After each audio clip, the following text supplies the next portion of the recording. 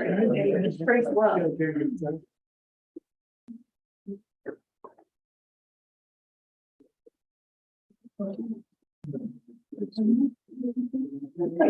Let's think of all the questions I'll ask Jesse.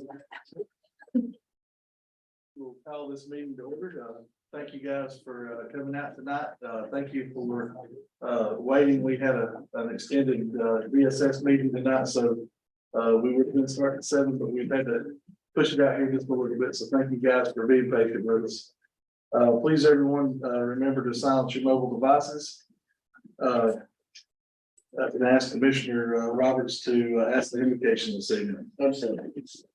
Our neighbor's kind and gracious Heavenly Father, thank you, Lord, for this day. We thank you, Lord, for each and every household that's represented here today. And Lord, I pray, Lord, you be with each and every decision and discussion that takes place. Lord, I pray that you just guide us and what's best for our county as a whole. Lord, I thank you for all the things you do for us. All these things are in Jesus' name. Amen. Can I ask the county manager, please? Please stand. Salute. Pledge. I pledge allegiance to the flag of the United States of America, and to the republic which stands one nation under God, indivisible, with liberty and justice for all.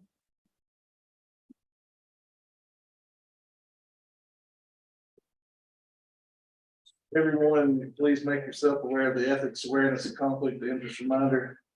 Do we have any ethics, any conflict of interest? Tonight? I'd like to note that I am a sitting board member on the Mitchell County Historical Society. And if there is business pertaining to the Mitchell County Historical Society tonight, I will need to recuse myself from that, the discussion and the votes. Thank you, sir. We'll note that in the minutes, clerk, if you can note that. Thanks.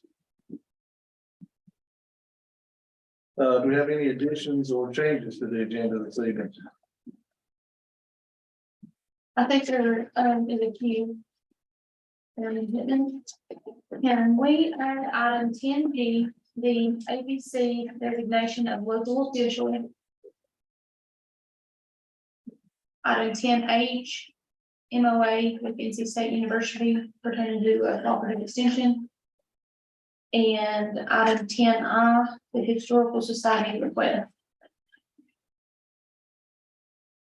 As heard the motion to amend the agenda this evening, items 10G for ABC designation of local official, 10H for MOA with NC State University cooperative extension, and item 10I for the Historical Society request.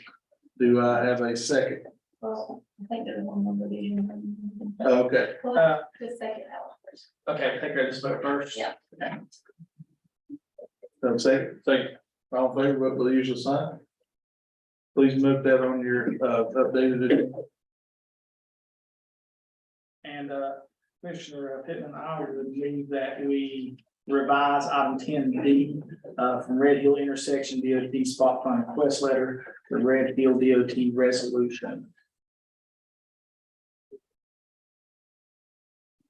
Do I have a second to modify item 10D for Red Hill intersection DOT resolution? All in favor, vote the usual sign. Motion carries. Please make note of that one in your agenda, folks.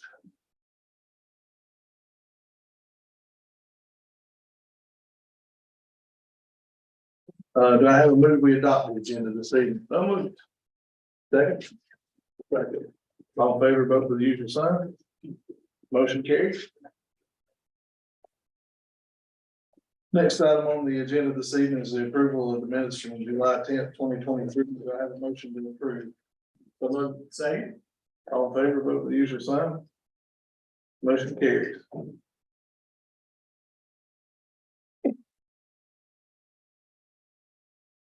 Next item on the agenda this evening, always my favorite, is the Mitchell County Employee of the Month. Mitchell County Board of Commissioners would like to recognize Ms. Debbie Dellinger. Where's Debbie at? There she is. Debbie, if you don't mind to come on up, please. We only require a dance and a song, so. Thank you. Mitchell County Board of Commissioners would like to recognize Miss Debbie Dillinger, Administrative Specialist for our Senior Center Department, as the Employee of the Month for July. Debbie's been providing service to our citizens for more than 2.5 decades. That's great. She's been nominated and selected for going above and beyond with her ability to make those personal connections with senior clients and understanding their needs that most people don't see, especially those with disabilities. She has the ability to approach and address their needs without taking away the dignity of our senior clients. Whether it's to make sure a client has ensure that she purchases herself weekly, changing hearing aid batteries, helping with her cell phones, to mention a few. Whatever these seniors need, they come to Debbie, which speaks volumes of her ability to gain their trust and consistently serving them. Debbie has the ability to remain calm in situations to keep the day-to-day activities moving forward for our seniors. Debbie is invaluable in the office, always assisting others with their tasks and completing her own workload. Debbie prepares the Senior Center monthly newsletter that is so valuable to the seniors and community to keep them informed of everything going on. For that month, the state Tar Heel Legislative has taken the newsletter to Raleigh to compete. Debbie tracks and recognizes the clients' birthdays along with those clients that are no longer with us. Debbie is greatly appreciated for her commitment, reliability, positivity, and quality of work. Thank you, Debbie, for going above and beyond and advocating and assisting our seniors in ways that no one else will, and helping them to live their life to the fullest. Congratulations as being selected as the Employee of the Month.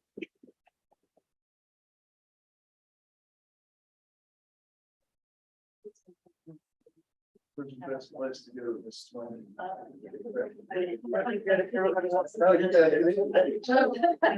So forward, did you? Yeah, get you guys in. Okay,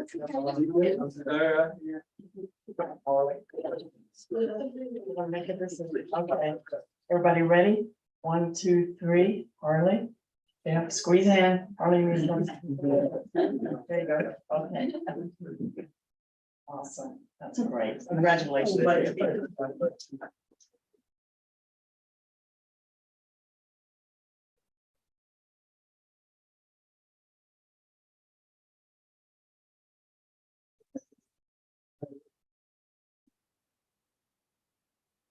Next item on the agenda this evening, Ms. Jessie, our tax collector.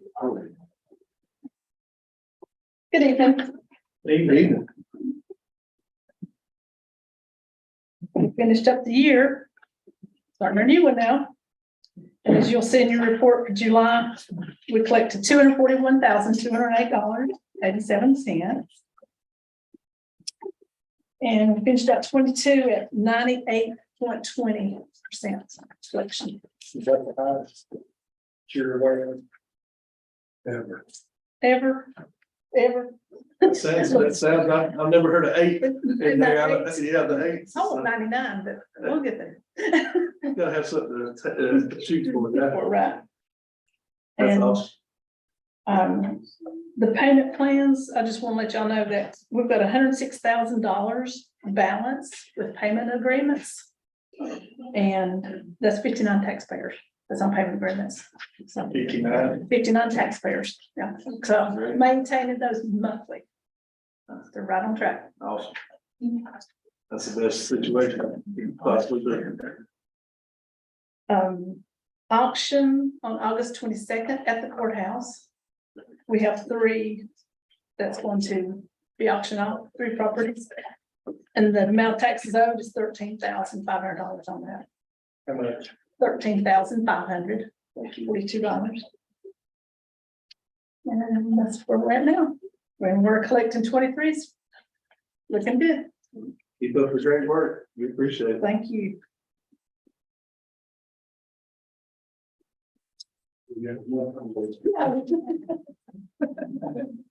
Next item on the agenda this evening, we've got our Senior Tar Heel Legislature 30-year recognition.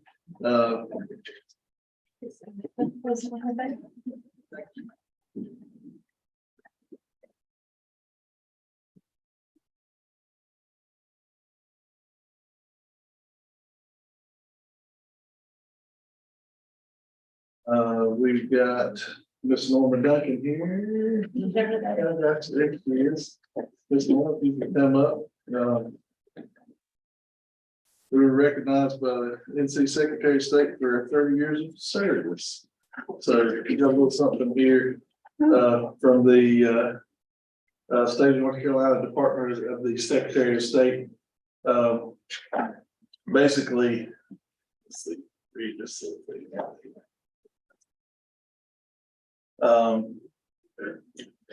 To whom all these presents shall come greeting. I, Elaine F. Marshall, Secretary of State of North Carolina, do hereby certify and hereto 4 sheets to be a true copy of Session Law 1993-503, Senate Bill 479 of the 1993 legislative session entitled An Act to Establish the Senior Tar Heel Legislature, ratified on the 24th day of July 1993 by the General Assembly of North Carolina. The original of which is now on file and a matter of record in this office. And witness there whereof I have hereunto set my hand and affixed my official seal done in this office at Raleigh, this the 6th day of June 2023. That's from the Secretary of State. And for those that don't realize, Ms. Norma Duncan was a driving force behind this coming together. So thank you, Norma, for everything you do for our seniors in our state. And it's awesome that they recognize that too. So any thoughts, words from you on that? We had our 30th year recognition service at the Museum of History. And we had 72 General Assembly members that came by to congratulate us and support us. And we hoped that we get the Medicaid expansion through, as well as the other priorities that I put in your boxes, but it didn't work. So we're still hoping that maybe they will sign the budget and at least approve the Medicaid expansion. That's our hope. It'll be great. We really appreciate everything you do. Thank you. Yes, ma'am, we really appreciate you.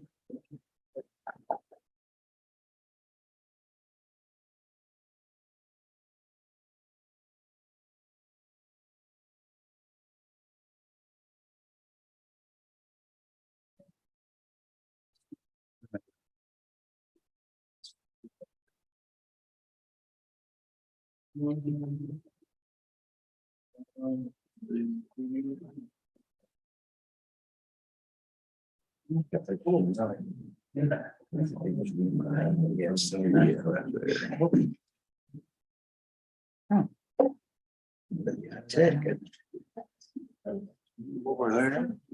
Give that a second. It should sync, but it doesn't. You can go up and display and sync to that. Great. Appreciate it. Next item on our agenda this evening, we have got EDC update from Mr. Matthew Wolf. Yep, good evening, County Commissioners. Thank you for giving me time to talk tonight about what I've been doing for the Economic Development Commission in Beach County since August of last year. Been with you guys a whole year and with them a whole year, done the whole. Yeah, time flies. So as a refresher, this EDC is a good reflection of our county. It represents many of our players of our economy. You got Penland School of Craft, the Court Sport, Great Meadows, one of our county commissioners sits there. Someone from the town of Bakersville and town of Spruce Pine also sits there. Chamber of Commerce, an executive director, the CEO of the Blue Ridge Regional Hospital, and Dr. Boyd Littlejohn Community College. So we're made up of those 9 organizations. We meet regularly 10 times out of the year. Per our bylaws, we are representing, our arts, our private industry, our healthcare, public education, Chamber of Commerce, our 3 governments, and 1 at-large member. Each member provides me insightful detail on the latest happenings in their job sector, and they coordinate with me when it's appropriate for me to provide support on their behalf. Going into some housekeeping items, since I came on board, I've been teaching myself how to use WordPress, and that's the platform for our website. Fortunately, several areas of the website have been updated. For example, the homepage where I've added our board makeup, who they represent, some of the meeting minutes that we have since I've been on board. And this has proven to be successful as a third of my inquiries have come through the website. So that's been a good thing. Oh, not to include, I've added my, everybody can see there, my contact information. So that's how people have been able to get a hold of me, as well as the contact tab. So that's been invaluable. We're thinking about in the future adding, well, we've been adding available properties, but switching out this economic incentives, pushing that under business climate, and then adding the tab for all of our industries that we've got in the county. They need to have a presence on our website. Other areas of content was the education, up underneath our quality of life. I updated that to reflect our 2022 school system report card. Unfortunately, we had 2017 on there, so we had to get up to date on times there. Put Malin's current stats as well. Got the Mitchell County Outdoor Recreation Strategic Plan that y'all adopted back in fall of 2021. That was, I've added that on there. And going on to what we hope to do in the future, besides that existing industry tab, is do a search engine optimization. I've been learning about SEOs, working with TDA and working on building that website with Bridge the Gap Marketing. When you have those, you refine your website, and that means you get higher ranked on Google, and people have an easier way of discovering and making your content on your website. So been learning as I've been going. Zoom Prospector is something that the state puts out. So the Economic Development Partnership in North Carolina has invited us to add the properties that we have in the county that could be marketed for, you know, business or industry to come in. You see a lot of those properties are out there where the old Henry Gone used to be, and along our 226 and 19E. And this just gives everybody a quick snapshot. So say I got an economic developer in the east part of the state, they zoom into this, they provide leads. That's what this job is I'm talking to people and other people across the state, and a quick lead to say, hey, Spruce Pine's got something available. And here's all the, it's fun filling all this stuff out, because when you click on these, you'll get pictures and all the details of the property. Going on another website that I'm familiarizing myself with, is also is the North Carolina Railroad. So that's sites along our railroad. Mitchell County's fortunate. Not every county in our 100 county region of the state has got railroads. So they want any properties that's at least 50 acres or contiguous to other properties to be added to that site. So I've been teaching myself, this is brand new. We just got invited last month to start doing this. So be with me as I forge that. Yeah. Is the idea that these can serve as industrial sites and Something done already, and there's funds available for that. Yeah, because I've asked the state for, I'm like, maybe we need something for tourists. He's like, no, there's no money for that. He's like, if there's money for industry, then they'll support it for, you know, for industry type stuff. But going to regional meetings and conferences, another way I've been networking Mitchell. I'm grateful to say this year, Madison is basically president of Carolina West, and then I'll be serving as vice president, as how they elected us this past time. It's rotating around, so hopefully that'll put us out there even more so. We are advertised in the Asheville Airport. Carolina West features all 7 counties. That's Mitchell down to Transylvania, and so we go out just spreading the good word about our good 7 county region. We went down to Atlanta back in the spring and pitched some ideas, and I take with me brochures that chambers put together, or, you know, the properties that we have available, to see if any of those guys and they're interested. On to local stuff here. So we look pretty impressive when we're all together. We're a strong workforce, and then when you put us up on a screen on one site, I think it's very positive. So that's our top 12 industry, or top 10 employers, I should say. You know, you count healthcare as an employer, and obviously our retail. So collectively, I think we've got many positive things. I can't sit here and talk tonight about all of it. I'd love to share it with some of you on an individual basis if you want, but just to hit the highlights, our average private industry salary is higher than any of our adjacent counties. We're at $43,499. So that's due to our healthcare. and our mining industry. That provides a good wage here, and that's what economic development is about, is building wealth. So we want to keep those jobs here and keep supporting those folks. Going into Sabelco, they are our second largest employer. They hired Sanford Holzhauser to conduct an independent economic fiscal impact study last year. So of the 670 direct and indirect employees, they're compensating them at $72,900,000. That's a big deal for our county. Their 5 to 10 year plan will to move that up to 200 more positions to be 870 for a net compensation of $100,700,000. So Sabelco's future is looking bright. The Courts Corp is right on their coattails. They rolled out a new website last month. They have active developments underway worth $70 million in this county. Their employment numbers are up and there's no slowdown in sight with these semiconductors and solar panels. I don't think you're ever going to see a slowdown with our mining industry here. Their company and their employees are heavily involved in our community with volunteer projects. They do paid volunteer hours to employee-driven projects, and their impact in Mitchell County is evident. The hospital continues to hold the lowest rate of employee turnover in the HCA territory. A new surgeon started last month and another one will start in September. The new MRI, which is now open, I'm sure you all have been invited for the grand opening, whatever they do that later this month. That's the newest in HCA's territory. So they are putting money into our hospital facility here in the county. Got exciting news from BRP as well. They signed a tooling contract for a large automotive company. They cannot give me the name, but that's going to produce 164 annual units starting next August, and they'll probably give us an announcement later next year. So we got good things happening. That's basically everything I touched on. And Buck Stove, don't forget about them. Ron has grown that employee base from 70 to 110 in a little over a year, and he's come out with some new stoves. There's a new stove that he showed us the other day that'll cook a biscuit make a biscuit in 4 minutes. And it's a heating for your house. A guy in Canada has already wanted to buy everything that they've made. So one of his engineers came up with that. And if y'all don't know, they sell mini splits out there. They do a lot of stuff at Buck Stove, and they're a local company. And Ron's a good guy. These are, I won't take everybody's time tonight, just our local businesses that have opened in the past year. When you go and talk to all of them, everybody's doing great. Some of them have hired people to help with the extra need. And Good Helen's Restaurant just opened last week, a staple in the community. And because of this growth, some of them are adding new equipment, new services. So it's been a good year for everybody.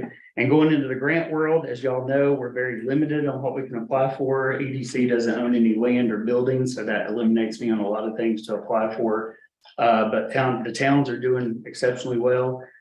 Chuck was awarded $2 million to do sewer line improvements and creek bank stabilization over this past year. Town of Spruce Pine had been awarded money through Golden Leaf to redo the water line from Town Hall to McDonald's. Because the construction costs going up, we've applied now with the US EDA. I think we're pretty much guaranteed to get that, or the town will be, is what we were told at the COG. So hopefully those announcements will be coming soon. And then the Community Health Partnership, everyone probably is aware of the land that's sold out in Grassy Creek, and that's most likely going to be their new facility, 20,000 square feet, 70 jobs, maybe some housing and a commercial out parcel pad. And that's right beside the Chevrolet place in Spruce Pine. So we're hopeful for all that to come, and hopefully with the water line coming and other things, that everything will come into shape along with the road widening projects, right? Out there. But that's all I've got for you guys. Sorry to run through that so quickly, but if you got any questions, I'm here to answer. Any questions for Matt?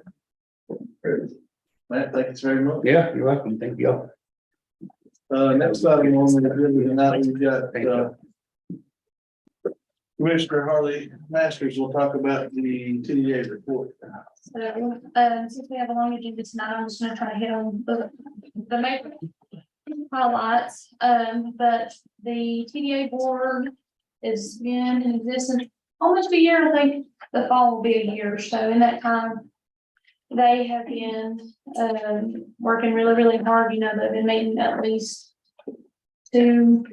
once a month, if not 2 or 3 times, trying to get a good foundation set. So when there's a director hired, they can hit the ground running. I'm gonna pass around the logo, around and show it to everybody in the audience. That is the finalized logo that the board had voted on, so. if you look at that, but they put a lot of thought into that. The bridge is the bridge that you see going into with, Little Switzerland or coming up from Marion. The rhododendron represents, Bakersville. And then the pine trees obviously, represent spruce pine. So there's a lot of thought in that, the color schemes. And every bit of that. The TDA website is active now. It is live. And it's been live for about close to a month maybe now. We are still adding information as we go. And that website is www.discovermitchellnc.com. And so you've got time, just check it out and see what all is on there. In addition to websites, David that works here at the county, I did ask him to add a section on the county's website so that the minutes and the previous agendas are available for not only the board members, but the citizens in the community as well, just to review, at their convenience. And another highlight that I wanted to hit on was the House Bill 232. As far as I know, I feel like we're still kind of waiting to see, and I don't know if you guys are familiar with that House bill, but essentially, the House would increase Mitchell County's occupancy tax from 3% to 6%.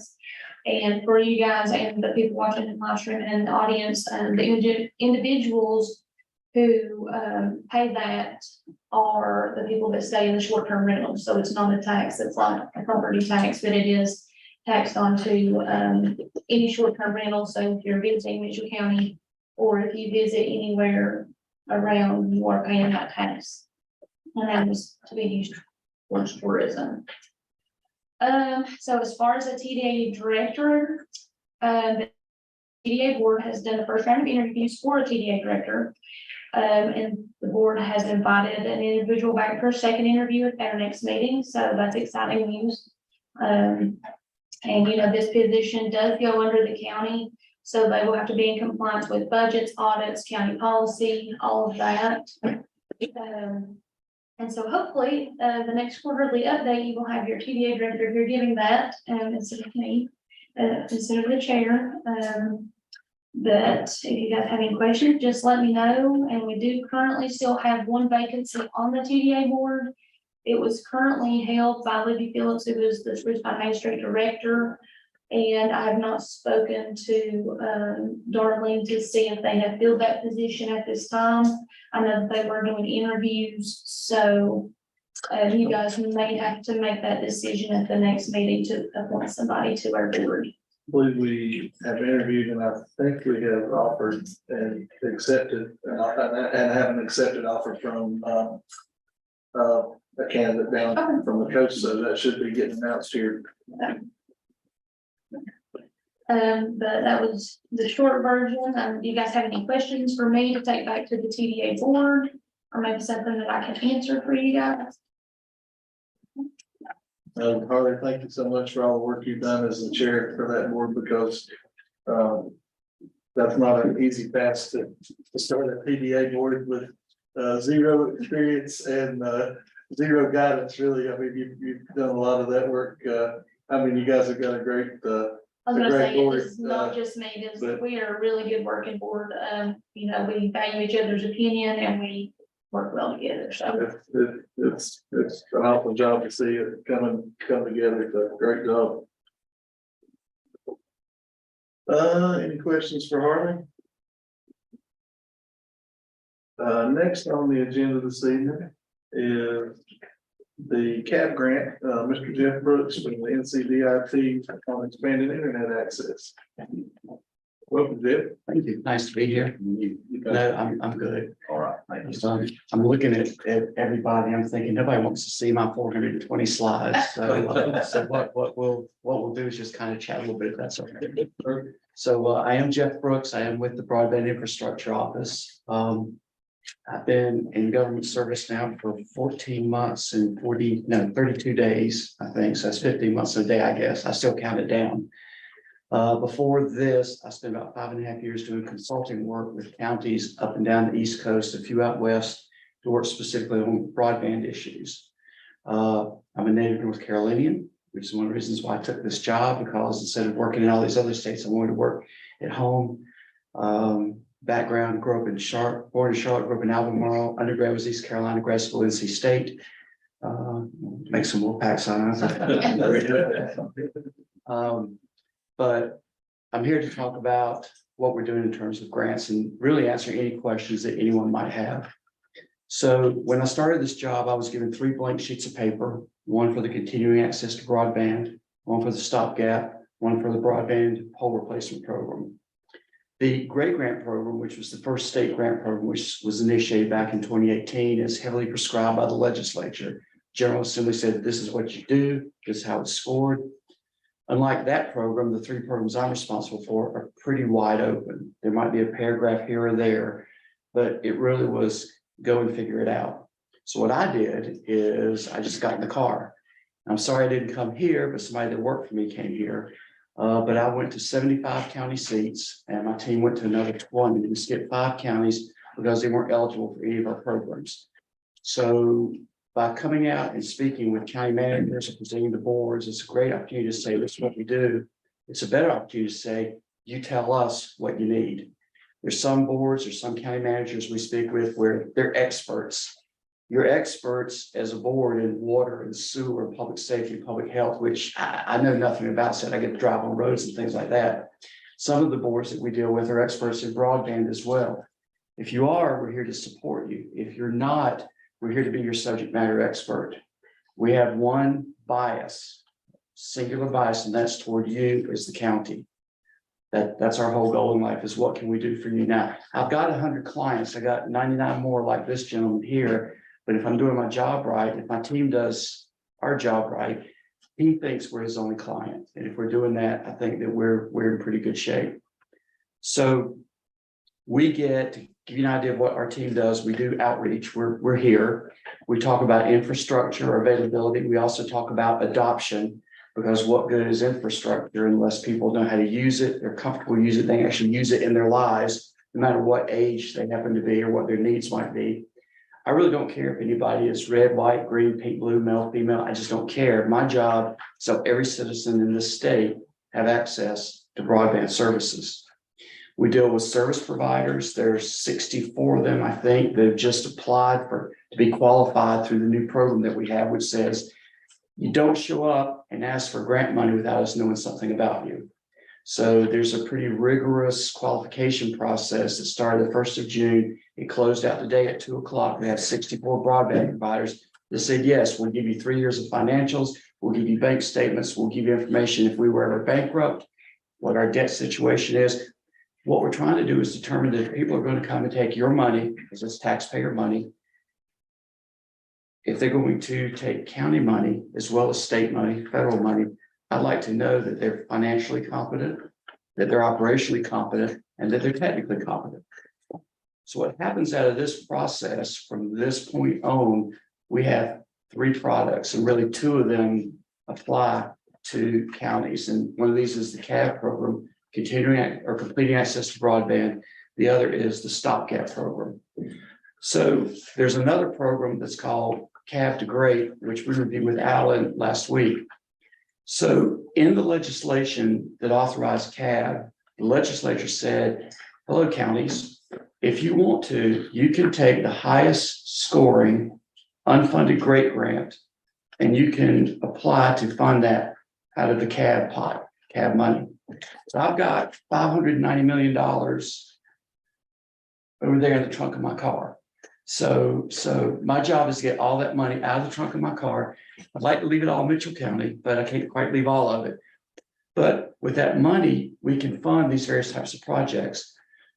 The GRADE grant funding did not have enough funding to fund every single GRADE project in the state.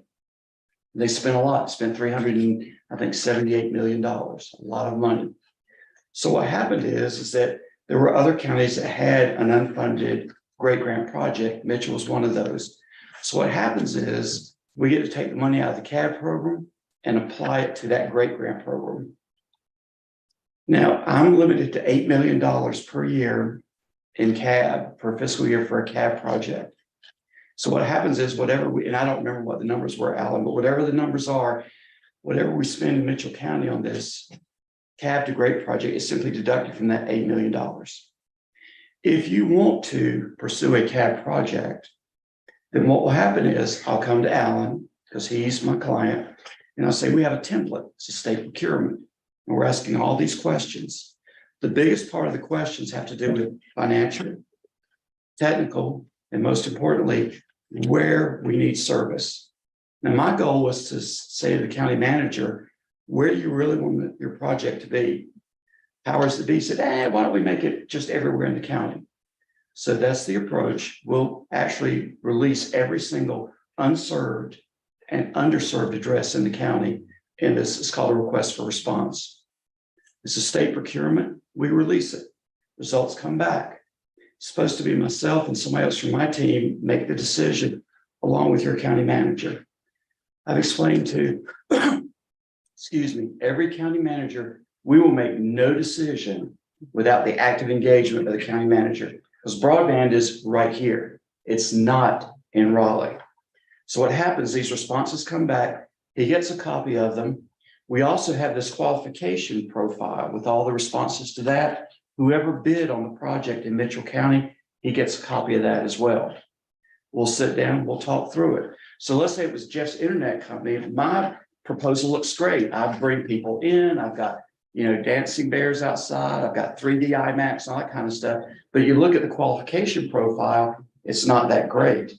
We look at another provider and they met the needs of the county, but their application is called eligibility application. Looks really good, really solid. It makes sense that that's probably who we want to make the investment in. That makes sense so far? There's another program I have that's called Stopgap. So Stopgap's a little bit different. One of the things that my team does is we take intake from citizens all across the state. They may come through the governor's office, through the legislature. They may come through your office. People find us on the web and they contact us directly. We get about 30 to 40 of those a month. When they come in, if I've got a phone number, I will call them directly. It shocks people, but I call them directly. It's about a 30 to 40 minute conversation, usually because I want to hear what they have to say. And I'll tell them what I know that I think is helpful to them as a citizen. They send an email, we respond by email and ask for the phone number so we can give them a call. We try to respond within 24 hours when it crosses our desk. We'll ask their address because this is what we do. Somebody calls, says they want to say Mr. Brooks. I say Jeff is fine. So Jeff, I'm at this address. We'll try and find out if their address is in a location where a grant has already been made. If so, we're able to tell the citizen help's on the way. If there's a location where the grant has been awarded, but the contracts aren't signed, we still can give some feedback to say, this is when you have broadband services. If it's not yet been awarded, we'll call the nearest service provider and say, hey, could you maybe extend some service over here a little bit, just to see out of their goodwill, because they got $590 million in the trunk, they might just do it out of the goodness of their heart. Sometimes that works, and most of the time it doesn't. So now that address is earmarked as being unserved. Within our GIS group, we work hand in hand with the Federal Communications Commission to move away from the old methodology, what you're probably familiar with, and that was census blocks. In the old days, if a single address in a census block had broadband service, whatever that definition was at the time, every address was considered to be served.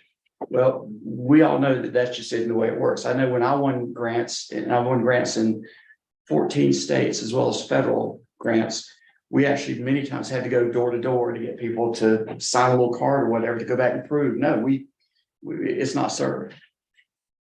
Under the new methodology called broadband data collection and broadband serviceable location, some kind of, there's an acronym, of course. It's done by address.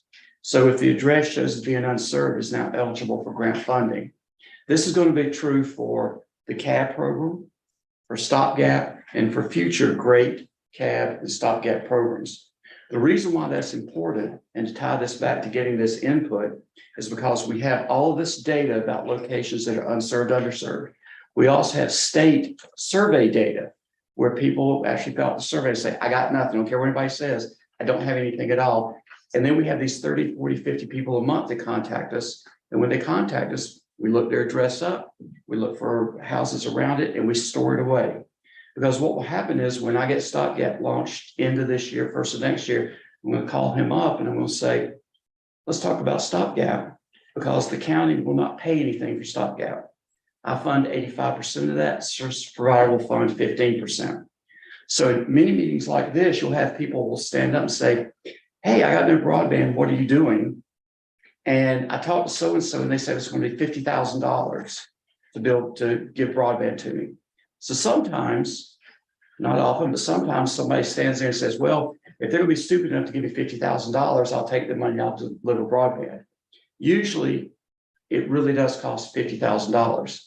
But because we understand what this stuff costs, because we've built broadband networks before, we can sit with the provider, get a good deal to be good stewards of the state's money, okay, because it's your money, it's our money, and also get service so that where we run that new infrastructure, anybody within 350 feet of the infrastructure should be able to get installed at no charge within 10 days.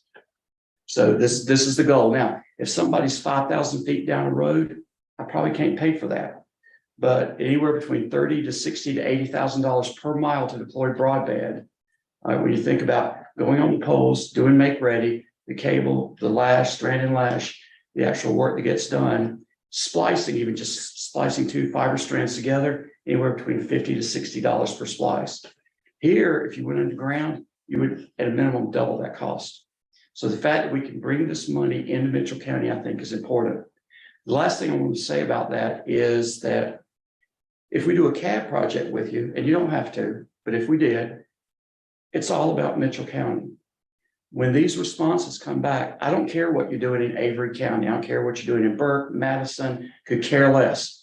That response is all focused on this county.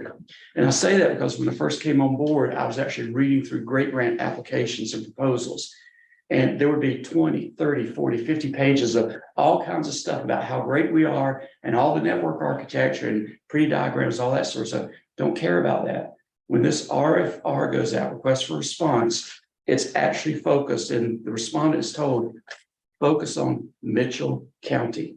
There's no deadline for these programs, unlike the Great Grant. It's kind of a rolling basis. Your neighbor to, I guess I want to say the northeast over in Avery County, he's first in line because he's the first county I visited when I started with the state, and they impressed me. Their whole board was there. And they said, look, we've never gotten a grant. And we said, please don't spend your own money because I think you can get grant money. And the provider, they've had a trusted relationship for years, told them the same thing. They got a grant and he's first in line for CAB. So I think we have 14 or 15 counties that are kind of starting to work on it now. We got about another 10 or 12 behind that. If you don't want to participate this fiscal year, we'll come back again next year. The downside for CAB to me is there are matching funds required of the county. And what I'll do probably tomorrow, Wednesday, the slides that are on the drive in my pocket, I'll email those to you, Alan. You just circulate that to everybody. There'll be a little chart in there that shows you based on the ARPA funds that you received. And the legislature said that determines what program that you can participate in. And we may have briefly talked about that on the phone. We were on the phone the other day. So you look at that. If you want to participate in a program, county funds can either come from ARPA funds, or if you like most counties, those funds are already gone, worked on other ARPA eligible projects, or they can come out of your general fund, whatever makes sense for the county. But again, for the stopgap, there is no county participation required other than I want you to sign off. And on the CAD to GREAT program, it's whatever Shannon and I talked with you about the other day, and she sent you a detailed letter to share with the board. And the last thing I'll say to you is every time we bring grant funds into the county, you guys should take a bow. So let me give you what I mean. Whenever we get these emails from citizens, one of the things that I always do is I always copy the county manager. I just had one today out of, let's just say, a county down east. The person that wrote the letter was extraordinarily dismissive of the county manager in their comments. So I wrote back, and without specifically alluding to that comment, I said, it's been a delight to work with county manager fill in the blank and your board in this county. I've been working with them for the past year in this capacity. They're actively engaged in bringing broadband into this county. You may not see what they're doing, you may not be aware of what they're doing, but understand they're working very hard. And I carbon copy the county manager on every one of those, because you guys as commissioner, you as the county manager, should be able to have that type of publicity, limited as it may be, to be able to tell your citizens you actually are involved in this. You actually know what's going on. I could talk about RDOF. I get some questions about that. You may not care about that here. I'm happy to take any questions that you might have, but that's what I got. So thank you very much for your time. Thank you, Jeff, for coming in. This is huge for Mitchell County. And I just got one question. So when you say for the definition of served, is served being, hey, this person's got DSL at their house, or they've got cable internet, or is it like a fiber, true fiber line? How does that? Serve, the current definition today is 25 megabits per second. Okay. Download, 3 megabits per second upload. And that sounds like a lot. It really isn't, because a megabit, not to bore you, because it could be TMI, but it takes, computers are electric. Everything is a 1 or 0, it's on or off. So it takes a combination of 8 digits, either 1s or 0s, to make a character or a byte. So my name is Jeff. If you don't say Jeffrey, it's Jeff. And that's 4 bytes, that's 32 bits. So if you talk about something downloading, that's 25 million bits per second that get downloaded. Divided by 8, that tells you how many characters get downloaded. Take 2/3 of that to 3/4 of that off the table, because all that goes to overhead. When this data moves, talk about the characters, it's in a little, they call it a packet. It's 53 characters long. In that packet, first packet says, this is where I'm going. I mean, the first part of it. Next part says, this is who it's coming from. The next part corrects errors. The next part is the data. The next part corrects errors. The next part says, this is who's behind me. When data goes out, one packet may go to Japan and come back. One may go to Washington and come back. And what's called the routing fabric will eventually get them to the right place, like to the EDC website. It puts them back together in order and then delivers it to you. So whenever you hear about 25 megabits down, I think if I do math, that's like 8 megabytes. That's probably gonna be about 2 megabytes or 2 million characters of data. So that is the current standard. DSL at its max can do 6 at its max, six down, and can do 1.5 to 3 going up. That's not broadband. The new standard is 100 down and a minimum of 20 going up. But by 2026, I think it's got to be 100 over 100. Fiber or cable should be able to deliver 300 down, 10 to 15 up. Fiber should be able to deliver easily, 1 gig, 1 billion. Yeah, gig is a billion. Yeah, up and down. So 100 over 100 should be the minimum standard for broadband. Awesome. I'd like to add to this just a second. Jeff, thank you so Yes, much sir. for what you've done. So I emailed. You want me to sit down? Am I, you done with me? You stay up here just a minute, because I bet they may have a few questions. Okay. I would like to just kind of touch base with this commission board. I sent y'all an email about a week or 2 ago talking about the great grant that was going to be subsidized with the CAB grant funding. So what I'd like to get out of this is a commission request to roll CAB grant funds into the current great grant. And that's only a small portion of those funds, but it reaches another 75 to 100 folks that expands our great grant coverage into Mitchell County. So that by rolling that into the great grant and fully funding it, it doesn't take away from future funds on projects. It just uses some that we see that there is a need. And that is also impacting, I want to say about 20 small businesses by getting that great grant fully funded using the CAB grant. That's no money out of the county or the taxpayers' pockets to do that. So before this presentation is over, I'd love to get you all to make a request to roll CAB grant funding into the current great grant. Alan, I might make a quick point. The way that process worked is there were multiple grants, great grant applications in the county. So a grant was awarded, and then the next highest scoring application was compared to the winning award, and duplicate locations were removed. So in many cases, it's a small number, but there's still locations that are unserved. And so, I think if I'm thinking about all the ones that we've done, I'd say that probably anywhere between 25 and 30 up to maybe 100 locations on average is what we're seeing out of this cab to great program. But again, the nice thing about it is we're not telling you, you actually are asking us and saying, hey, can we do this? And to Alan's point is how Shannon, who's my compatriot in this, she outlined all the details. I'm sitting there, oh, that's good, and just swimming around on the call. And Alan's taking notes, embarrassing. I should have taken better notes. So, but there's no cost to the county. So I think it's a reasonable thing, but you guys actually have to ask us to do that.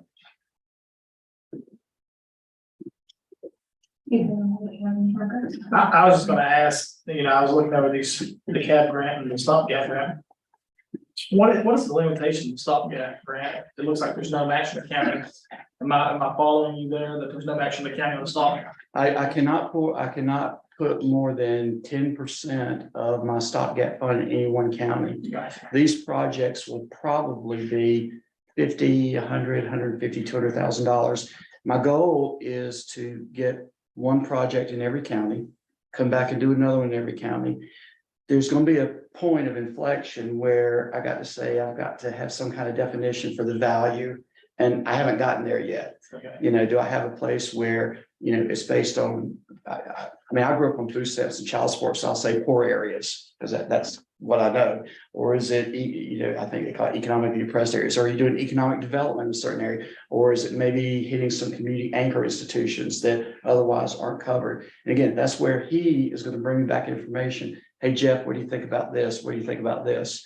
And that's where, if I got the money and it seems to make sense, I want to be able to do it. So I guess I know everybody kind of buying and stuff with this, but who holds these companies accountable to actually, once they get the money to? Ooh, that's a great question. I hear that asked a lot of times about a certain cable company. Their name begins with S and ends in M and has Spectrum in the middle. Because they got the lights are on. But we actually we do a risk analysis and risk assessment, and that's actually stepped up doing this qualification process that we're doing this year because we've never done that before. So each project is assigned a project manager within the broadband office. And that project manager is responsible for periodically going on site. But there's also certain reporting that's required back to us to make sure that they're in compliance. All these programs are reimbursement programs. So the provider that wins the award actually has to foot the bill up front, put money out, come back and ask for reimbursement, and we review the invoice. Okay, so you bought cable and conduit and lash and those sorts of things before they get reimbursed for what they did. In the CAB program, this is specific to CAB because again, county money is involved. A respondent gets, like for a better word, extra points if they agree to come and meet with him or you guys before that response is due for that RFR that's put out. They also get a few extra points if they contractually agree to come and present to you once a quarter on what they're doing in the county. There are a number of counties, as you can imagine, where the first correspondence or interaction they have with a service provider, this is another county down east, they got an email that said, hey, we won a great grant award and we need you to give us, I think it was $788,000 for matching funds. Had never seen them, had never talked to them. And they said, well, no, it ain't going to happen because we don't have it. So I want that provider to come and talk to you to understand what's going on here in the county because it's local. It's not out of Raleigh. It's not at a corporate office for that provider. It's out of right here. Did that answer your question? Yeah. You said Avery was the first one to jump on board with this? Avery's the first one for the CAB grant. That's correct. Okay. And then, so how many other counties are ahead of us in this? Well, nobody's really ahead of anybody. I've got people that are saying, hey, I've got so much money to put in, but we're not going to run out of money. Let me be blunt. We're not going to run out of money, period. Even after we fund these cab to great programs, yeah, I got that order right. I'm probably still left with $350 million. So if you think about that, the most the project could be would be $8 million in a given county. And in order to spend that much, it's going to be a $30 million project, maybe a $35 million project. There just aren't that many projects out there. So I believe that we'll have plenty of money. So the timing is going to be more about, is there something you want to do? Do you want to fund it? You want to put the money into it? And if so, we'll sit down with you and we'll walk through developing that proposal to see if we can get responses. If we put it out and nobody responds, we'll come back, we'll tweak it. And I empathize with what he does on the economic development side. I love to make phone calls. We had Currituck County in the far eastern part of the state. Their cable service is provided by Cox Cable out of Newport News. They stopped 1 mile away from a little enclave of 18 houses. So the guy says, I can drive down my road. I see where their cable ends. We'd love to have some broadband. I worked for a year and Cox Cable filled out my paperwork. They spent the past week. It turned in today, and they're going to apply for a grant, or I may just be able to give them a stopgap grant to serve those houses in that little area. We try to get everybody in the door that we can. The goal is, as I said earlier, is if there's something we know about a provider and it's a lousy provider, even though the proposal like mine might look fancy, our job isn't to tell you what to take, is to help you maybe choose not to choose to be your provider because of stuff that we know, because of the expertise that we have. But if we can get them in the door, we had 38 applicants for great grants. We have 60, I think it's 62 or 63 have completed this application process. So fingers crossed, we got more people on the way. So when do citizens get to see this rolled out and see results? For a stopgap project, it will probably take about 3 months from contract date for that project because it's just not that big. I believe it's important to understand that all these providers, it's like a big land grab. I call it money grab, but it's like a land grab. There's only so many people that can do some of the work, and that's primarily the splicing work. Many of the projects have been engineered, but you think about deploying, let's say a cab project, you're going to have a company's going to come in, they're going to do what's called desktop design. Then they're going to walk the route where they want their backbone and their distribution fiber to go. They're going to do a calculation of what it's going to cost them to put that fiber on the poles. I'm assuming they're not going underground. Whoever owns the poles, whether it's an IOU, an investor-owned utility like Duke, or it's a co-op, they call them up. That co-op will do the exact same thing. They'll come together on a price. That usually takes 30 to 60 days, sometimes longer. The provider has to pay in advance for all the work that has to be done. Usually 1 to 2 poles every mile have to be replaced. That's somewhere between $3,000 to $20,000 per pole. Often, not always, but often, if there are existing facilities like coaxial cable on the pole, telephone lines, they're going to be moved down. Communication services on a pole have to be 40 inches below the electrical space. So if there's communication services up there, they're moved down 1 foot, and that pole is additionally scrutinized to make sure that it can handle this heavy load. So when fiber begins to be deployed, they can usually do about 1 mile a day to get fiber up. Once the fiber goes in, they're going to connect that fiber to equipment they place on the ground in what's called a hut. And then from that, you have distribution fiber, smaller fibers that go out to what they call splitters. So if you think about, let's say you're building 50 miles of backbone, you're building, say, 20 miles of lateral shooting off down roads. And then you begin to think about, the last mile. I think we give for cab and grape, we give them 2 years, 24 months. We'll incent them a little bit on winning a cab grant if they say we'll do it faster. And we make some allowances. For example, some of the backbone fiber last year was back ordered 53 weeks. You just can't get it. So if you can't get it, you can't build it. Smaller companies have a struggle with that. Larger companies often have, inventory stockpile. Once I review your PowerPoint, I'm sure I'll have more questions, so I'll give those to Alan and he can just touch base with you. Well, my phone number and my email are on everything that I do. It is my personal cell phone. Feel free to call, feel free to email. Feel free to get my phone number and email, call me and email me. We're here to help. We don't have I don't have a thing that says, broadband at nc.gov. It's jeffrey.brooks at nc.gov. we're here to serve you. If I don't know the answer, I'll tell you, but we'll get an answer. Are we allowed to ask a question of them? Or no? Sure. Are we? Sure. Why wouldn't they go with Starlink and have internet for the whole county next week?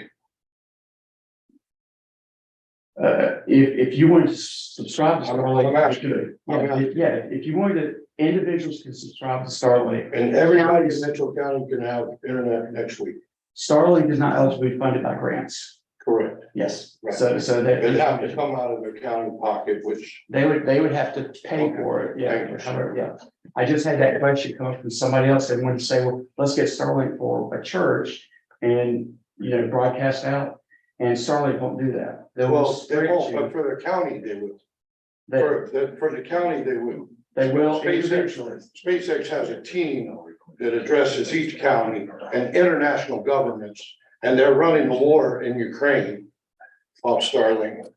And so my question was, if for a fraction of the cost of what has to go into the infrastructure, and some people still won't get reached, why wouldn't they go with a company that could reach everybody next week in Mitchell County, and everybody can flip a switch and be on? If your commissioners wanted to do that, and if Starlink would make available the constellation Yes. capacity, Yes, sir, they would, because they're only doing 360 in a Right. constellation. but they'll expand, they agreed to expand for Avery, and they'll agree to expand for Mitchell. But I wanted to hear from you, because you're the expert. So I'm not. The advantage you I have know- is in the western part of the state, Yeah. you guys actually have true customer eligibility for Starlink. Yes, When you go past Burke County going east, yes, they're not eligible. correct. Okay, now, the thing about this is, what drew my attention to this is that we want to move forward as a county, right, with the latest, greatest technology. And broadband is more than 20 years old now. And we believe that the technology for internet is going in that direction. A lot of money is being invested in it, and a lot of satellites are being sent up, and the coverage is second to none. So I just wondered, why wouldn't the town consider that over this antiquated broadband that's almost as old as I am now? So the short answer to that, and that's a great question. It's a very fair question. Because I built fiber-based networks, I built fixed wireless-based networks. I was early days of cellular. so I got you, understand sir. this. I just wondered why. So what happens is that in the constellations, no matter how many satellites they put up, there's only limited frequencies to use. So they run. So they control it, yes, sir. So they run out of room. Yes, sir. They But run they're out- willing, what they never max out. I want to interject here. Yes. So They leave space for you. if you got some additional questions, his numbers. I don't have any more questions. That's, I'm not, I don't have any. appreciate the interest though. Thank you. Anybody else got any other questions here for? Yeah. Thank you, Jeff. Yes, sir. Appreciate My it. pleasure.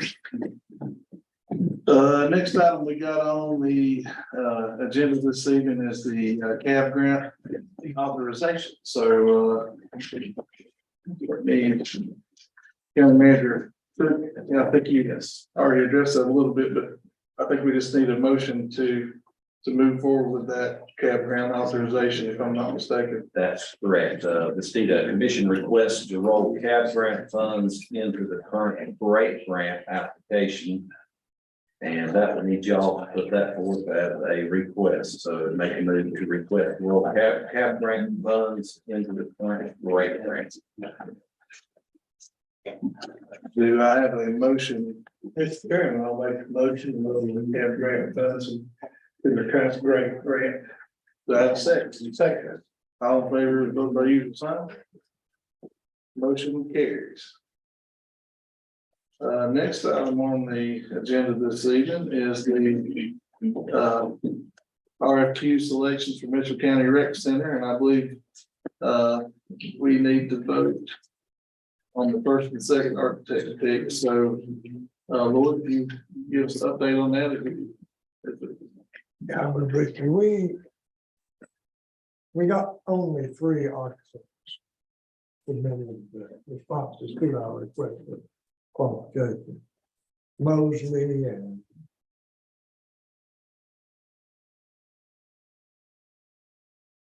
50 million.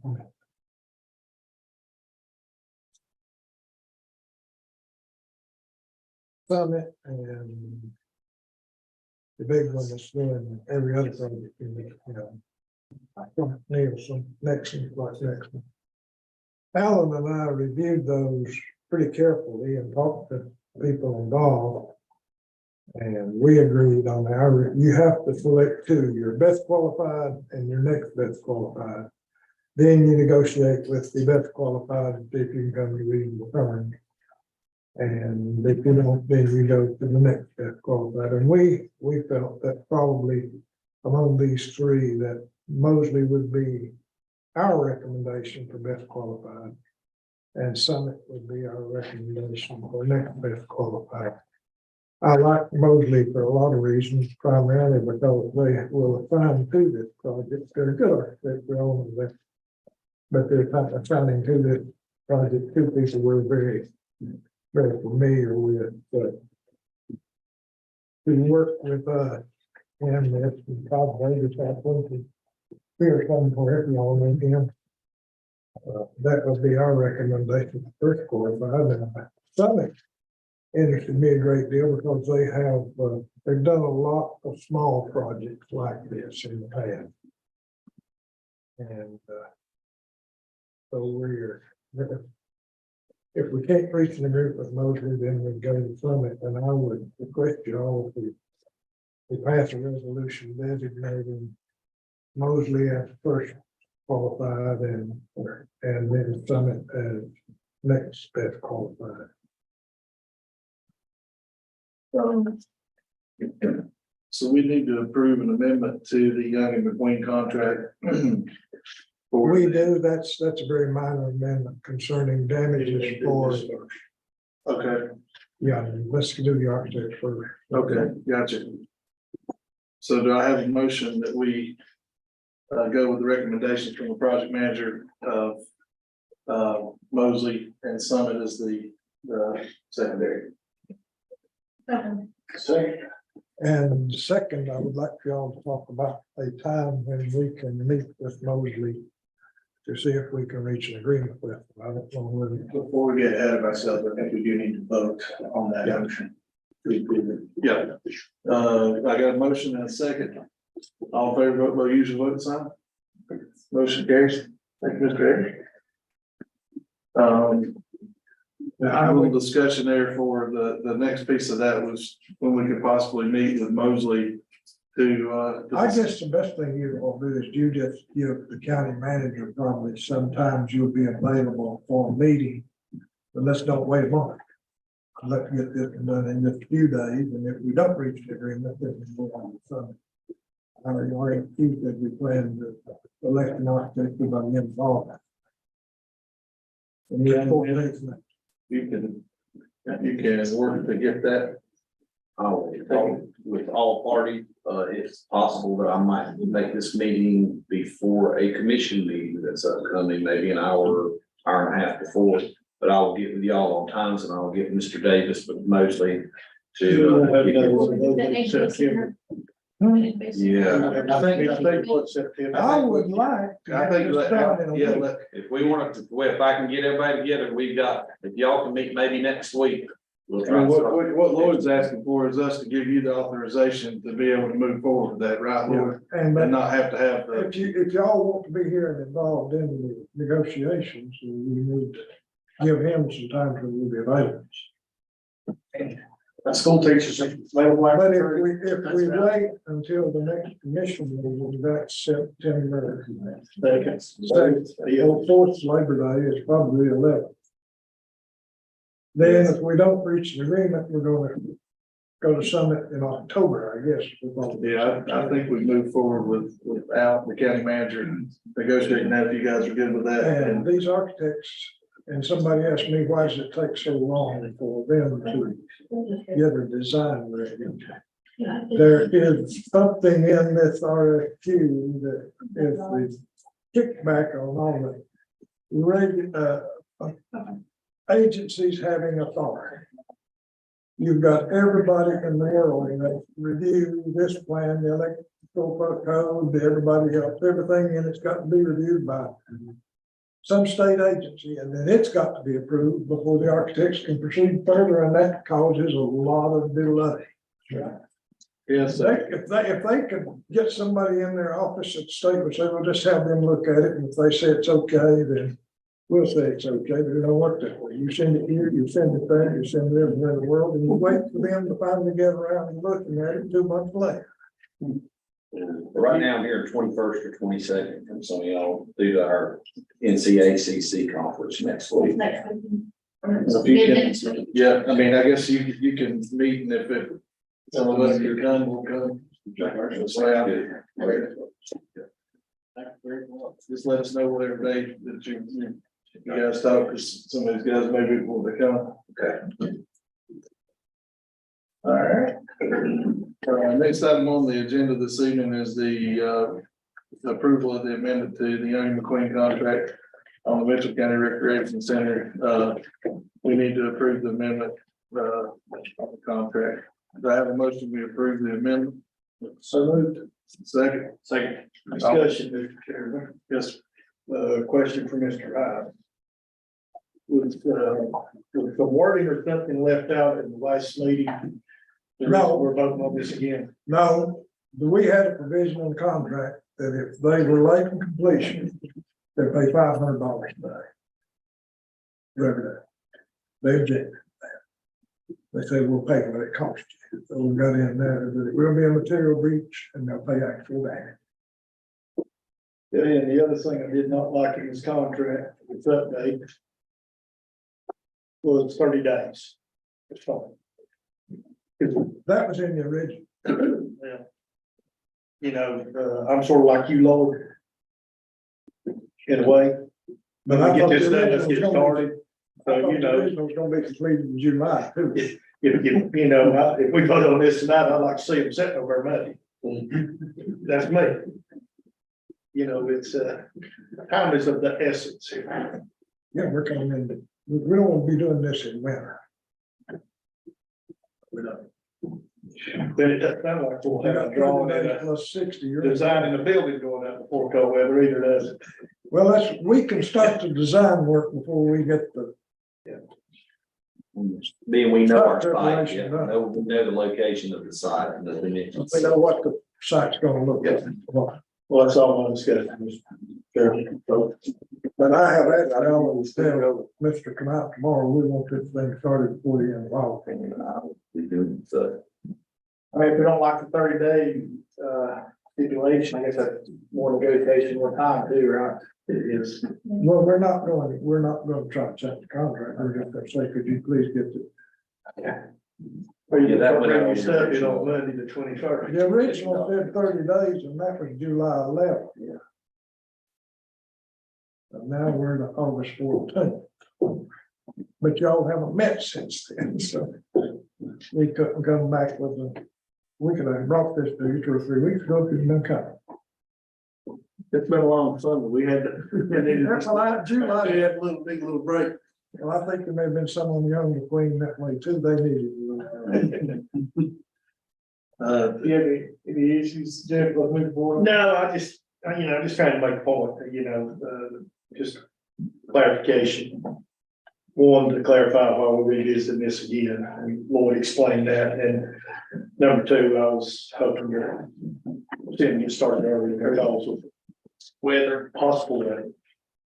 But I think there's a motion in a second, so. Who's made a motion? I've got a motion for Brandon and a second for Clayton. Second, Clayton, all in favor, vote for usual sign. Motion carried. Then y'all will need the time. Again. We can do that. Next item on the agenda this evening is the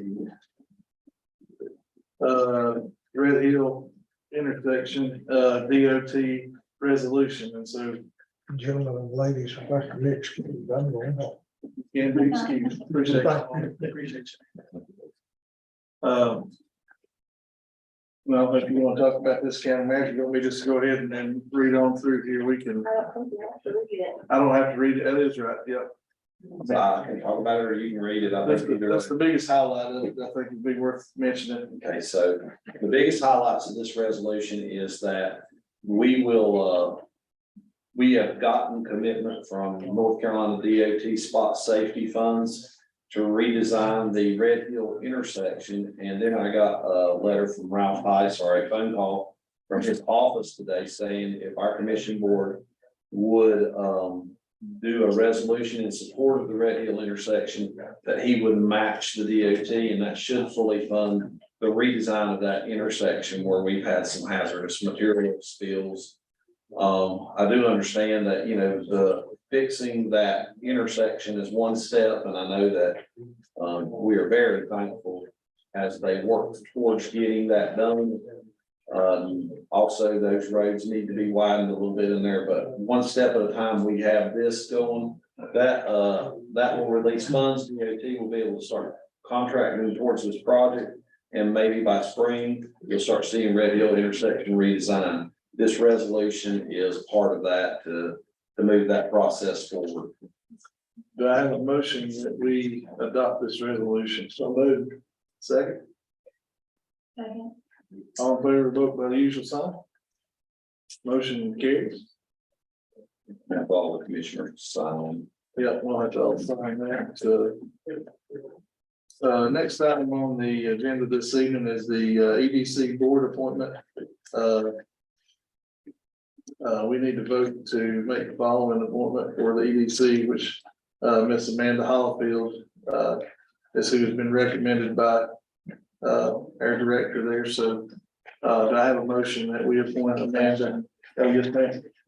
How long is the board appointment on that? Each May it'll go for two years, and then they can do a consecutive one and then 2 years.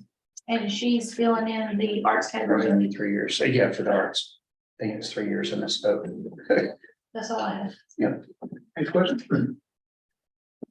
Any other questions?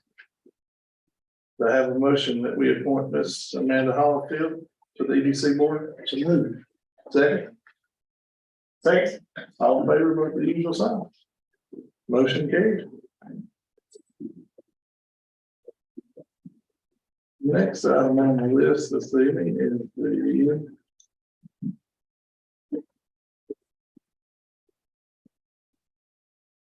very good.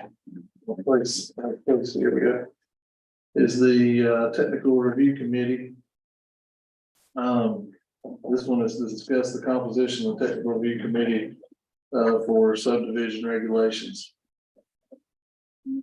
So in order for the subdivision ordinance to go into enactment, it needs a technical review committee to be put in place within 45 days of the adoption of the subdivision ordinance. I had put forth some names earlier to this commission board to adopt into that. And I can bring those up if you all don't have them handy.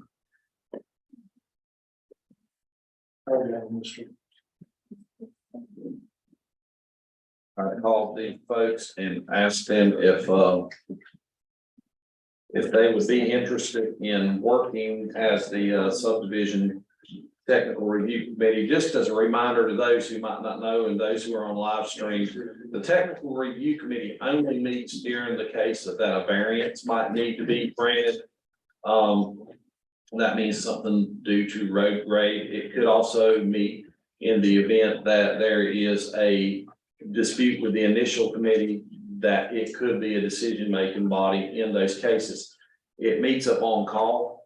So I did tell these folks when they agreed to be on the committee that you might not meet in a long time. So the names that I put forth that the commission board could vote on, or they might not choose to do so, are according to the subdivision ordinance technical review committee roles. Andrew Brewer represents building inspections, but not part of the initial committee. He is a fire marshal, residential building inspector. Mason Gardner is a health department representative, and he has a background in environmental health. Bill Hogue was involved with this from the Mitchell County Fire Association. Commissioners Clayton Robert and Harley Masters said they would be willing to add that to the many things on their plate. Hopefully it won't meet very often. Cindy Casper as a real estate agent agreed. Marvin Nunley as a licensed surveyor agreed. Jerry Hobson as an excavation contractor agreed. And Jeremiah Rohr as a licensed building contractor agreed. These are the names of folks that have agreed, and I'm putting those forth for the commission board to approve or tweak as they see fit. Do I have a motion that we make a motion, set these folks, we accept the ones named? Do I have a second? I'll second. All in favor, vote by the usual sign. Motion carried. Next item we got on the list here is the ABC designation. Well, you want to talk about that, you want me to? So basically, and I know that Austin might, our county attorney might chime in on here, but the North Carolina Alcoholic Beverages Commission requires all units of local government to designate an official to respond to requests for ABC permits. Although Mitchell County is dry on the county side of things, there are certain exceptions, such as locations within certain distances from the Blue Ridge Parkway or the service at a brewery or winery. In the past, the county attorney has been designated as the point of contact for this form, and Dean Grindstaff has signed them before. However, ABC Commission still shows Hal Harrison as the designated official, so that will need to be updated. Forrest said he is willing to respond to these forms on our behalf, or the commission can name another designate if they so choose. So since Forrest is willing, should you all decide, to use him in that role, you can do so, but he also gave you the option to have another designate. You're exactly right. Even though Mitchell is a dry county, we are required by the North Carolina Alcoholic Beverage Control Commission to have a designated or point person to respond to requests. And I have spoken to Mr. Eggers, and he says he is willing to fill that role. As I'm alluded to, it's open to whomever the commission might want to appoint that position. That is my chairman. I make a motion to appoint four Eggers, ABC designation for Wood County. I second. All in favor, what we usually sign? Motion carries. And I can provide that form for you. I think I've got a copy. That's what it already filled out by here.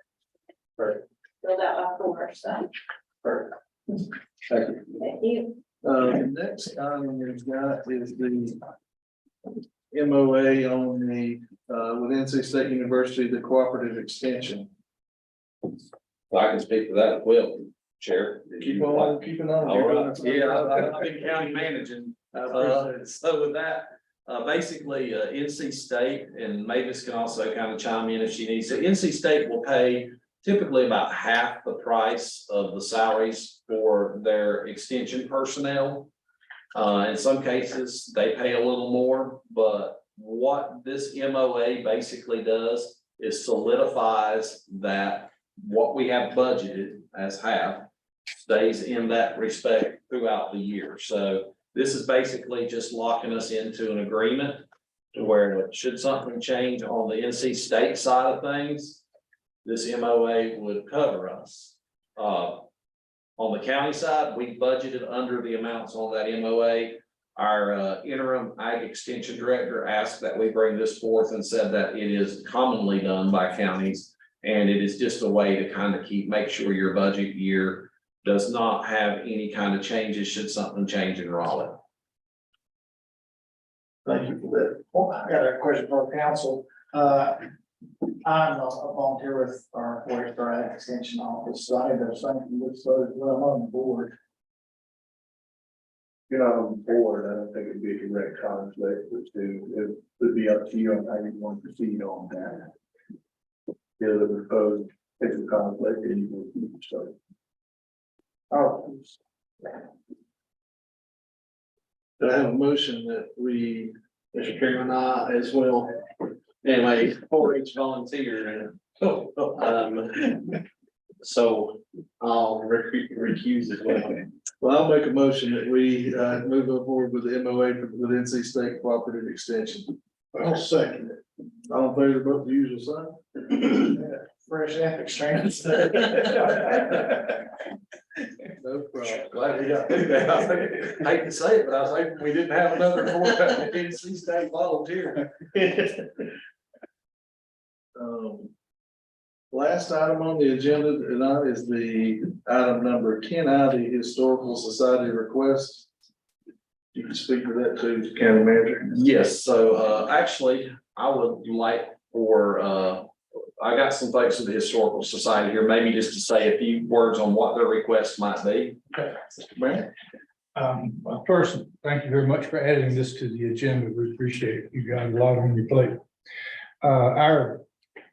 I believe that I'm correct in that the Historical Society was the organization that established what has been called different things, and I'd like tonight, if it's okay with y'all, to designate this as the Memorial Park.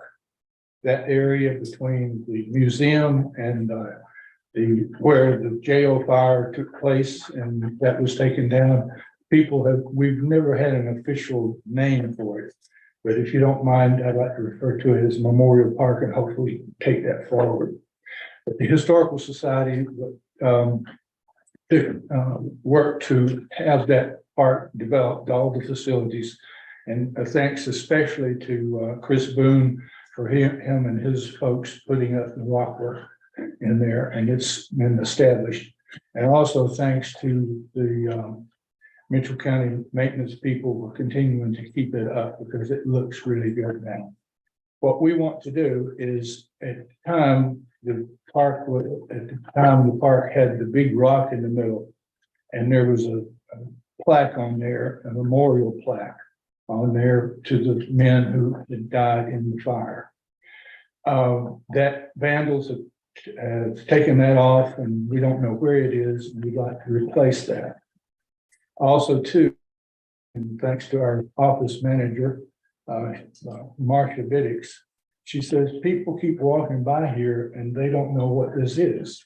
They don't know what it means. They just see all this stuff here. So what we'd like to do is to put a stand very similar to this. We have an 18-inch top to it, just about this size, that would say what this is.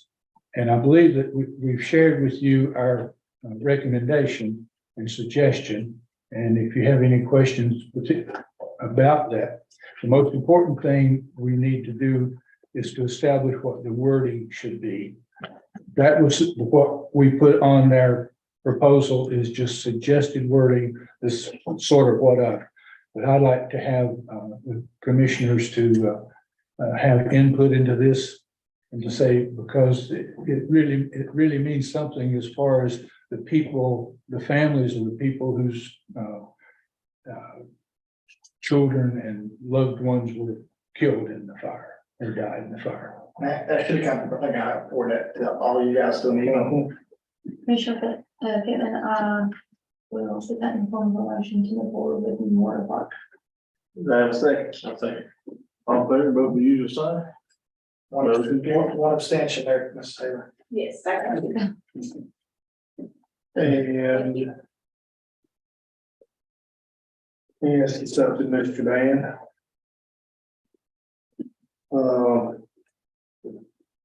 Are y'all raising the money for the plaque and the band, or We ask, yes, you're raising the money, or you want us? we're asking you to contribute to that. if you Mr. will. Chairman, I make a motion that we contribute the $532 estimated dollars for a plaque and for a ground display, which is 18 inches by 18 inches. As estimated from the Historical Society.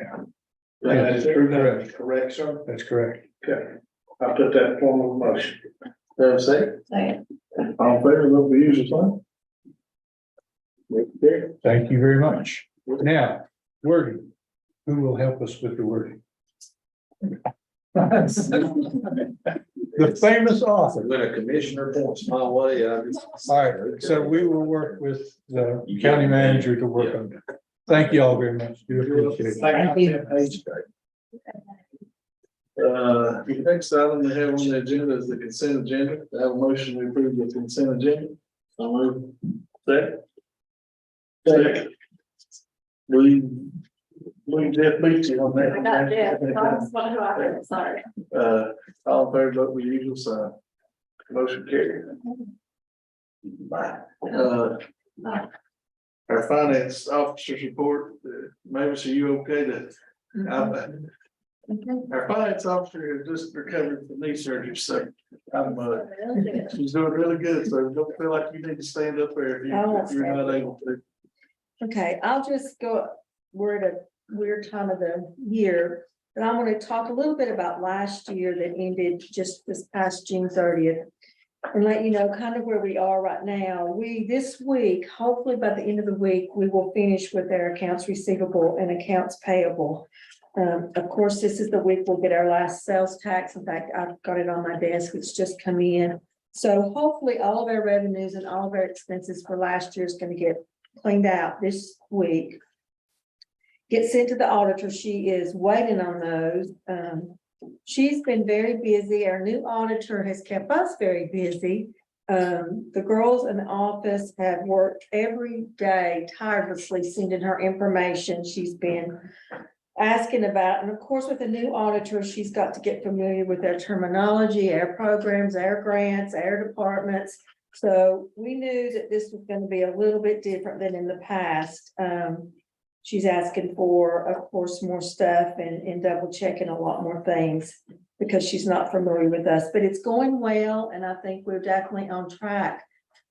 To let you know, the audit is due to local government commission no later than October 31st. We generally get it there way before then. So hopefully we will still be on track to get it in ahead of time. She's aware that we like to get ours in as early as possible. And generally the auditor will come in November and talk to you guys and do the formal budget presentation. But that can't happen until it goes to the LGC and they approve it. Now, we'll talk a little bit about this year. I think I put the reports in your box earlier in the month. Of course, tax bills didn't go out till towards the last part of July. So your revenues are really low and your expenses are really high for July, and that's normal. Because we spend a lot of money in July for our annual costs like insurances and things like that. Software, hardware expenses, subscriptions, all those things come out. And of course, there's very little revenue because the revenue you get in July, most of that revenue is for June. So don't panic. That's normal to see a very low revenue and a very high expenditure. That's all I have unless y'all have some questions. Everything else is going good. And I hope to be back more in the office, but I have PT until the end of September at least. So I'm going to be in and out a couple of days. So Get yourself feeling better. We're glad to see you up there. thanks. I didn't die. I'm still here. I told you be nice. Next item on the agenda is the county manager report. I have nothing, but I'm gonna read something on an update with Glenda, who's working on our opioid funding. And so like I said, I think I've talked enough today, so we're just gonna kind of cover some things on that. Mitchell County's moving forward with opioid planning committee. The Mitchell County Opioid Planning Needs Assessment Steering Committee met on August 2nd to review the 36-page draft along with the 8 appendices. The needs assessment report was compiled with input from the steering committee of local community partners, the WNC Health Network consultant, reviewed and synthesized a range of existing publicly available data sets and assessments. They also conducted interviews with 10 key local individuals identified by the steering committee who are connected to substance use and opioid use in the county. From the review, the steering committee members contributed their thoughts on what should be in the executive summary for the county commissioners. The final report and executive summary will be ready to present at the next commissioners meeting. The information presented in the report will be considered alongside the learnings and recommendations from the concurrent community learning processes around opioid and substance use in Mitchell and Yancey counties, as well as other local information gathering work to support decision-making for Mitchell County opioid settlement funding. The next meeting that the Mitchell County coordinator of the project, Glenda Shuffler, will be hosting is this Wednesday, with the focus on the community learning process. And we'll share with the participants on and the how and who is involved in the process for sharing experiences and stories surrounding substance use. So Glenda wanted me to kind of forward that along to everyone to know we are moving forward. The process on this is we have to do the opioid assessment plan, and once that part is done, then you all will kind of leverage opioid funding. Thank you for that update. Next item on the list, any questions for county manager? Next item on the list, the clerk's report, anything from the clerk's desk? Yes, well, today I got to sit in on the ethics training and learned a lot of things I didn't know. So that was good. I'm still working on getting old minute books and everything scanned in. There's a whole lot of those. They take a long time, so still working on that. I've been going to all the TDA meetings recently, and filling in a little bit, taking minutes for all of those. I think there's one, is it tomorrow or next Tuesday? It's tomorrow, or I get my Tuesdays mixed up, but those are really interesting, and been really enjoying sitting in on those. But just wanted to say thanks to everybody today for making me feel special, and my little gifts and stuff. So thank you guys for that. If you get cold feet, you gotta give gifts back. So you guys couldn't say that up and down. But I just wanted to say thank you guys for that. Very well. That's all I got. Thank you. The next item is a closed session. Have a request if the board will allow it, to amend the agenda to allow our individual to have, we have one public comment to go before our closed session. That's a very good, suggestion. Do we have so I've got a motion to amend the agenda, so to move the public comments from number 16 to number 15. Do I have a second? Second. All in favor, vote by using sign. Motion carries. So we did have a public comment. You don't realize how much we helped you right there. These closed sessions seem to take a long time sometimes, so I don't want you to have to sit and wait to come and talk. So we've got Mr. Greg Jenkins wants to speak about veterans issues. So if you come up there, I can give you 3 minutes of time to talk. So. Oh, I didn't know I was being timed. I would have had 20 people here to sign up for 3 minutes. Next month I will. That's fine. You bring it back. I want to start by thanking this sheriff's deputy right here for taking fire. He was under fire for his life, trying to help a veteran in crisis. Thank you. I salute you. I thank every officer from Mitchell County that supported that night. We lost a brother. I told you it was coming. I told all of y'all. And I'm gonna tell you again tonight, it's coming hard and it's coming deep. 20 years of war is fixing to show its evil face. And it's going to show it right here in Mitchell County if you're not prepared. I pray that you'll have a veterans garden. I pray that you'll have a veterans community center. I pray that you'll house the veterans in need.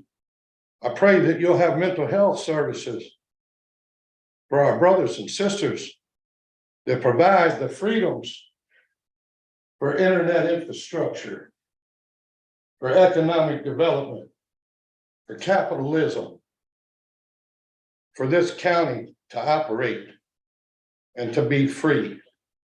I just ask somebody to call me from your county and let's get going. I came here 8 months ago, I think it was.